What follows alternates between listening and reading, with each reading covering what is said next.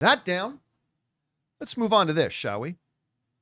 You know, Ironheart getting closer and closer. Now it's less than a week away. I think it's 5 or 6 days out from the debut of Ironheart. Now, it's only 6 episodes, which again is completely pathetic.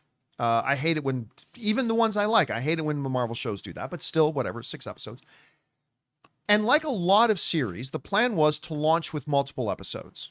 I do kind of like that. I like launching with multiple episodes. And as you know, according to Superhero Hype, the release schedule was the first 3 episodes were going to be released on June 24th, then 1 episode each week following. Because it's 6 episodes, so it would take place over the 4 weeks.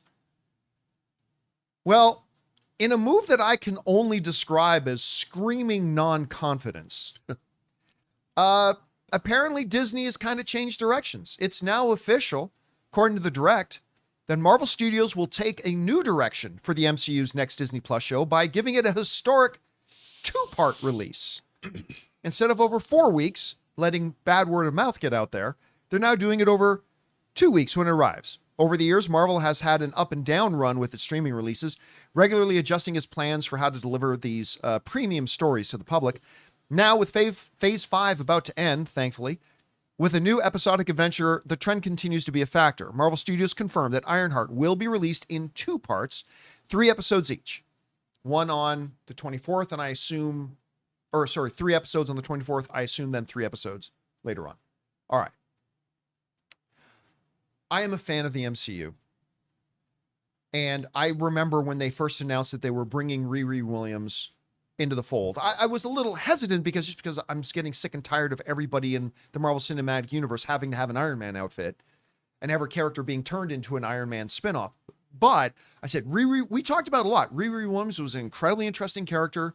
You know, she was actually mentored in one of the comic runs, stuff like that, by Tony Stark, and they could do a lot of really good things with her. But then Black Panther 2 came out, and I really thought they did not do the character justice. So I actually got less enthusiastic about the idea of an Ironheart show when I saw that they didn't handle her right. Then the trailers for Ironheart have come out, and I gotta say, man, I have not found them to be compelling. I mean, that's putting it kindly. Now, of course, I'm going to watch it the day it drops, and I hope it's going to be great, but I have not found them to be compelling at all. And now this move by Marvel, already just 6 episodes, and it was just going to cover 4 weeks, them now limiting it to just 2 weeks, to me, that says to me, this studio that understands when you release weekly, you build positive word of mouth and momentum and all that kind of stuff. Look what happened with Andor, with viewership going up and up and up. Look what happened with WandaVision, with viewership going up and up and up. Look what happened with Agatha all along. Every week, viewership went up and up and up and up, right? To say, 4 weeks might be too long. Let's get this out and let's just get it off the books as fast as possible. Let's just make it 2 weeks. Now, when I mentioned this online today, I had a bunch of people go, well, wait a minute, John. Andor released 3 episodes at a time, and you had no problem with that. Andor was 12 episodes, and each was a self-contained mini-story. Each 3 episodes represented 1 year in the events leading up to the Battle of Yavin, and it was designed that way. It was designed to be that way. That's not what this is. To me, this is screaming that Disney just wants to put this out. Because remember, they shot this like 2.5 years ago. They just want to get this out and then get it out. Out and out. Out to the public, out of the public. And again, I hope I'm wrong. I'm a Disney fan. I want to sit down and watch this, and I hope I love it. But nothing I have seen has kind of suggested to me that I will. And now nothing that in the way that Disney's handling it is suggesting to me that I will. Again, I'll leave all that baggage at the door when it drops on the 24th, Rob. I'm going to take all that, put it aside, hit play, sit back, and hopefully really enjoy it. And then we'll see what happens. We want to take a second to thank a sponsor of today's video, Stitch Fix. Guys, you know I love movies, but you also know I have absolutely no fashion sense, and I absolutely hate shopping for my clothes. But thankfully, I have found a better way. Stitch Fix online personal styling makes it easy. With Stitch Fix, I get a stylist who understands my style, size, and budget, and they do all the shopping for me. Because look, shopping and figuring out style can be overwhelming, especially for somebody like me. When it comes to getting dressed, I don't even know where to start, to be honest. That's why I love having a Stitch Fix stylist. They really know what works for me. I get pieces that make me look great, and it's a real confidence boost. You just give your stylist your size, style, and budget preferences. You get to order boxes when you want and how you want, no subscription required. They send you personalized pieces, and the fit is always on point. No stores, no crowds, no stress. Just personalized looks that you will love. So guys, make style easy. Get started today at stitchfix.com/Campea.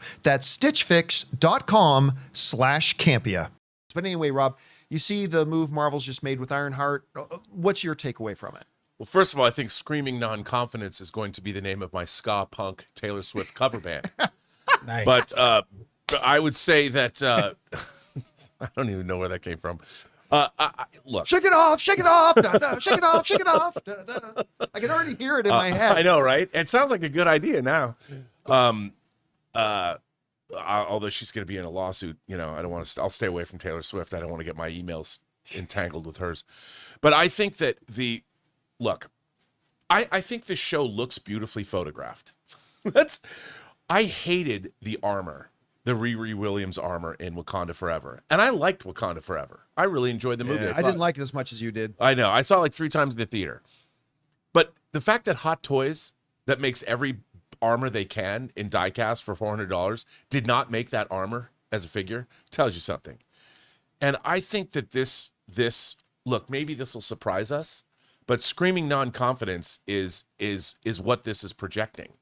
And I feel bad. I mean, I feel bad for... because they had to do the same thing with Echo, kind of. They're dumping it, not realizing that it's not up to snuff. And I kind of feel bad for everybody. It looks like they tried. But you know what I don't like about this show? I don't like, and this is the character and it's right out of the comics, I don't like the combination of Iron Man armor and Doctor Strange mysticism.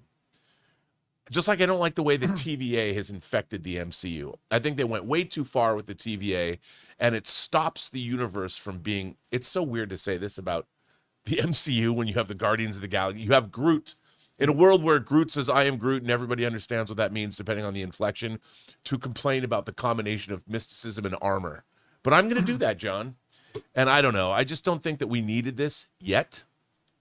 Maybe I do lament the fact that we're not getting Armor Wars. I think that kind of would have been kind of cool. Yeah, because remember, that was originally going to be a series. Yeah.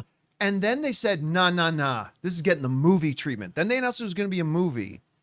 And then when Bob Iger came back and they said, we're going to cut back on some of the projects we have in store. That seemed to be, they never officially announced it was dead, but that seems to be one of the movies that hit the chopping block. I was looking to see Riri Williams be more of a part of that, where she would be more caressed into the universe, because I thought she was shoehorned into Wakanda Forever. Well, and just for the record, I think Rhodey needs to play a bigger role in the MCU. I know. When you look at his character and what he represents and who he is, not only his connection with his lifelong connection apparently with Tony Stark, not only his position in the military and all and everything that he's done, it just seems like he really should be playing a bigger role in the MCU as a whole, and not the way they handled him in Secret Invasion, which was an atrocity. No, and Don Cheadle is all about that superhero life. He's one of the world's greatest actors. It's so good.